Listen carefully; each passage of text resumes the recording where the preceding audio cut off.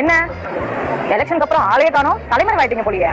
நாங்க எப்ப தலைமுறை ஆகணும்? நாங்க என்ன உங்களை மாதிரி பொய் வாக்குறுதி கொடுத்து ஒன்னும் ஆட்சிக்கு வரலையே. நீங்க தான் பொய்யா சொல்லி ஒரு வழியா ஆட்சியை பிடிச்சிருக்கீங்க. நீங்க தான் தலைமுறை ஆகணும். பொய் வாக்குறுதியா? நியூஸ் நேத்து பாத்தியா இல்லையா? அண்ணன் விவசாய கடன் தள்ளுபடி பண்ணிருக்காரு, இதெல்லாம் பாக்கலையா? ஓ, நேத்து வந்த நியூஸா? உங்க அண்ணன் விவசாய கடனை தள்ளுபடி பண்ணிட்டாரு. ஆமா, அவர் கொடுத்த வாக்குறுதி என்னன்னு கொஞ்சம் பாப்போமா?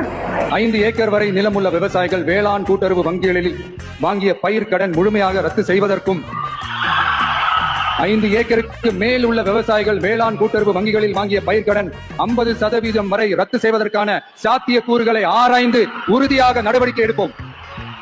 என்ன பாத்தீங்களா? ஆமா, அண்ணன் தான் முன்னாடியே சொன்னாருல்ல, இதுக்கான சாத்தியக்கூறு எல்லாம் ஆராய்ஞ்சு பார்த்துட்டு செயல்படுத்துறோம் சொல்லியிருந்தாரு. அது எப்படி உங்க அண்ணன் மட்டும் எதுவுமே ஆராயாம தான் வாக்குறுதி கொடுப்பாரு, ஆனா வாக்குறுதி கொடுக்கும் போது ஆராயணும் வரா? என்ன கேக்குறாங்கன்னா என்ன கேன பையன் நினைச்சிட்டீங்களா?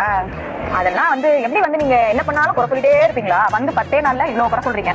10 நாள்ல 100 ஃபேக் நியூஸ் கொடுக்கும் போது நாங்க 10 நாள்ல இவ்வளவு கேள்வி கேட்க மாட்டோமா என்ன?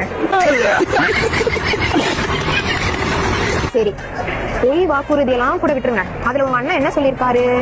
5 ஏக்கருக்குள்ள இருக்கிறவங்களுக்கு முழு கடன் தள்ளுபடி, 5 ஏக்கருக்கு மேல இருக்கிறவங்களுக்கு 50% கடன் தள்ளுபடின்னு சொல்லிருக்காரு. ஆமா, ஆனா இப்ப இங்க என்ன சிறு குறுன்னு எதுவும் உங்க அண்ணன் சொல்றாரு, அது என்னது? அது என்ன சிறு குறு?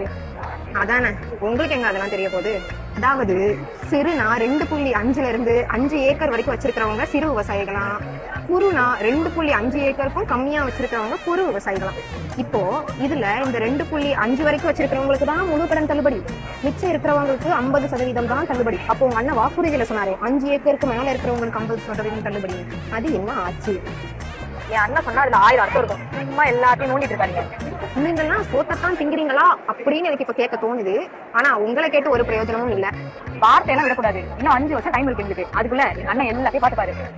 எப்படியோ பொய் வாக்குறுதி கொடுத்து விவசாயிகளுக்கு நாமத்தை அடிச்சு இன்னைக்கு வயிற்றுலையும் அடிச்சுட்டீங்க. உங்க அண்ணனுக்கு ஒரு வாய் சோறு நிம்மதியா இறங்குமா?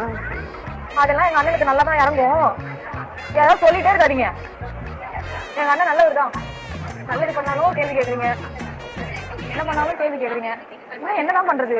இன்னும் 5 வருஷம் இருக்கு.